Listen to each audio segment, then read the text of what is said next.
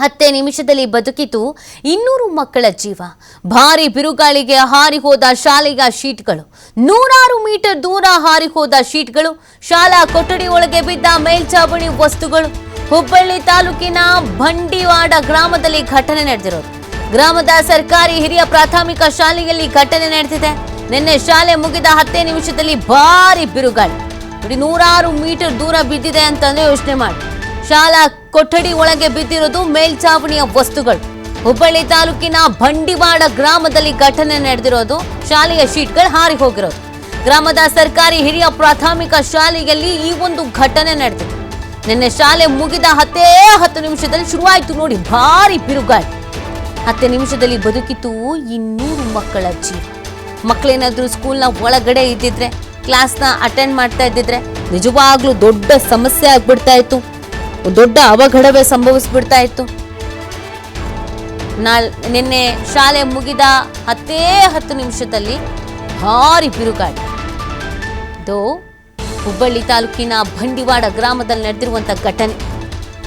ಗ್ರಾಮದ ಸರ್ಕಾರಿ ಹಿರಿಯ ಪ್ರಾಥಮಿಕ ಶಾಲೆಯಲ್ಲಿ ಈ ಥರದೊಂದು ಘಟನೆ ನಡೆದಿರೋದು. ಎಲ್ಲರೂ ಜೀವ ಬದುಕ್ತಲ್ಲ ಅಂತ ನೆಮ್ಮದಿ ಉಸಿರು ಬಿಡ್ತಾ ಇದ್ದಾರೆ ಪಾಪ.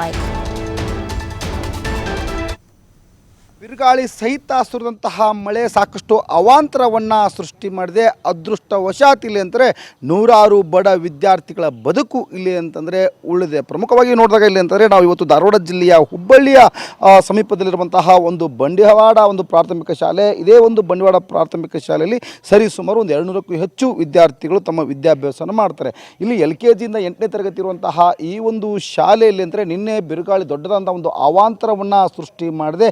ಇಲ್ಲಿ ಹಾಕಿರುವಂತಹ ಮೇಲ್ಛಾವಣಿ ಬಿರುಗಾಳಿಗೆ ಸಂಪೂರ್ಣವಾಗಿ ಇಲ್ಲಿ ಅಂತಂದರೆ ಕಿತ್ತುಕೊಂಡು ಹೋಗಿದೆ. ಯಾವ ಮಟ್ಟಿಗೆ ಅಂತಂದರೆ ಇಲ್ಲಿ ನಾನು ದೃಶ್ಯದಲ್ಲಿ ಏನು ತೋರಿಸ್ತಾ ಇದ್ದೀನಿ, ಇಲ್ಲೇ ಪಕ್ಕದಲ್ಲಿರುವಂತಹ ಶಾಲೆಯಲ್ಲಿ ಹಾಕಿರುವಂತಹ ಒಂದು ದೊಡ್ಡದಂತಹ ಒಂದು ಬೃಹತ್ ಆಕಾರದ ಏನು ಕಟ್ಟಿಗೆಗಳೇನಿದ್ದಾವೆ, ಕಟ್ಟಿಗೆ ಮತ್ತು ಕಬ್ಬಿಣದ ರಾಡುಗಳು ಪಕ್ಕದಲ್ಲಿರುವಂತಹ ಇನ್ನೊಂದು ಕೊಠಡಿಯ ಮೇಲೆ ಇಲ್ಲಿ ಅಂತಾರೆ ಹೋಗಿ ಸಿಲುಕಿಕೊಂಡಿದೆ. ಬಿರುಗಾಳಿ ಅಷ್ಟರ ಮಟ್ಟಿಗೆ ಇಲ್ಲಿ ಅಂತಂದರೆ ತನ್ನ ಇಲ್ಲಿ ಅಂತಾರೆ ಒಂದು ಅವಾಂತರವನ್ನು ಸೃಷ್ಟಿ ಮಾಡಿದೆ. ಅದು ಸರಿಸುಮಾರು ಇಲ್ಲಿ ಅಂತಂದರೆ ನಿನ್ನೆ ಶಾಲೆ ಬಿಡುವಂತಹ ಸಮಯದಲ್ಲಿ ಅಂದರೆ 5 ಗಂಟೆಯ ಸುಮಾರಿಗೆ ಇಲ್ಲಿ ಅಂದರೆ ಬಿರುಗಾಳಿ ಬರುತ್ತೆ.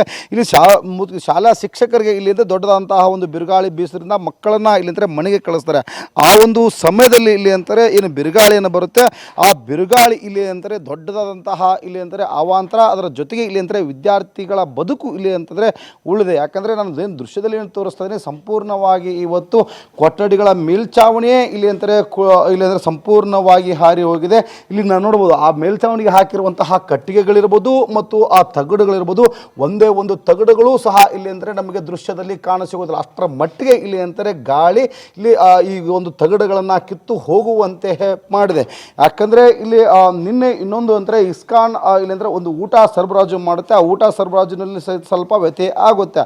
ಯಾಕಂದರೆ ಇಲ್ಲಿ ನೋಡ್ಬೋದು ಮೂಮೆಂಟ್ಗಳು, ಸಾಕಷ್ಟು ಪ್ರಶಸ್ತಿಗಳು ಈ ಒಂದು ಶಾಲೆಗೆ ಬಂದಿರುವಂತಹ ದೃಶ್ಯಗಳು ನಮಗೆ ಇಲ್ಲಿ ಕಾಣಸಿಗ್ತವೆ. ಆದರೆ ಒಂದು ವಿದ್ಯಾರ್ಥಿ ಇವತ್ತು ಇಲ್ಲಿ ಕಲೀಲಿಕ್ಕೂ ಇವತ್ತು ಹಿಂಜರಿಕೆ ಆಗ್ತಾನೆ. ಯಾಕಂದರೆ ಯಾವ ಸಮಯದಲ್ಲಿ ಇಲ್ಲಿ ಏನಾಗುತ್ತೆ ಅನ್ನೋದು ಬಂದು ಭಯದ ವಾತಾವರಣ ಇಲ್ಲಿ ಅಂತ ಸೃಷ್ಟಿಯಾಗಿದೆ.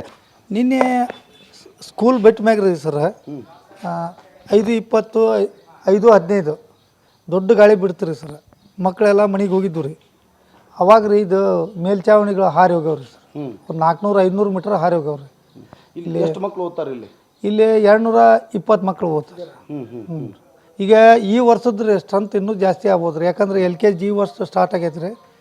ಅದೀಗ ಹೊರಗೆ ಹೋಗುವುದಾವ್, TC ಒಳಗೆ ಬರುವುದಾವ್ ರೀ. ನಿನ್ನ ಏನಾಯ್ತಿಲ್ಲ, ಎಷ್ಟೊತ್ತಿಗೆ ಆಯ್ತು, ಏನಾಯ್ತಿದು? ಇದು 5 ಗಂಟೆ 20 ನಿಮಿಷ 15 ನಿಮಿಷ ದೊಡ್ಡ ಬಿರುಗಾಳಿ ರೀ. ಮೇಲ್ಛಾವಣಿಗಳು ಹಾರಿ ಹೋಗ್ಯಾವ್ರಿ. ಮಕ್ಕಳು ಯಾರಿಗೂ ಏನು ತೊಂದರೆ ಆಗಿಲ್ಲ ರೀ ಸರ್. ಅದೃಷ್ಟವಶಾತ್ ಯಾವ ತೊಂದರೆ ಆಗಿಲ್ಲ. ಅದೃಷ್ಟವಶ ಯಾವ್ರಿಗೂ ತೊಂದರೆ ಆಗಿಲ್ಲ ರೀ. ಇದನ್ನ ಏನೈತ್ರಿ ಮೇಲಾಧಿಕಾರಿಗಳು ನಾವು ಹೇಳಿದಾಗ ರೀ ಬಂದು ನಮ್ಮ ಗ್ರಾಮ ಪಂಚಾಯತಿ PDO ಅವರೆಲ್ಲ ಬಂದು ಎಲ್ಲ ಅಧಿಕಾರಿಗಳು ತಿಳಿಸ್ಯಾರ್ರಿ. ಬೆಳಗ್ಗೆ ಬರ್ತೇನೆ ಅಂತ ಹೇಳ್ಯಾರ್ರಿ ಸರ್. ಪಕ್ಕದಲ್ಲಿ ಇನ್ನೊಂದಿಷ್ಟು ಇಲ್ಲಿಂದ ಕೊಠಡಿಗಳಿವೆ, ಅಲ್ಲಿ ವ್ಯವಸ್ಥೆ ಮಾಡ್ತೀವಿ. ಆದರೆ ಈಗ ಸೇರಿ ಕಿತ್ತೋಗಿರುವಂತಹ ಮೇಲ್ಛಾವಣಿಯನ್ನು ಸದ್ಯ ಸರಿಪಡಿಸ್ತೀವಿ ಅನ್ನೋದು ಇಲ್ಲಿರುವಂತಹ ಶಿಕ್ಷಕರು ಮತ್ತು ಆಡಳಿತ ಮಂಡಳಿಯ ಮಾತು. ಕ್ಯಾಮ್ರಾ ಪರ್ಸನ್ ಬರ್ ಜೊತೆ ಯಲ್ಲಪ್ಪ ಸೋಲಾರಗೊಪ್ಪ, TV5 ಹುಬ್ಬಳ್ಳಿ.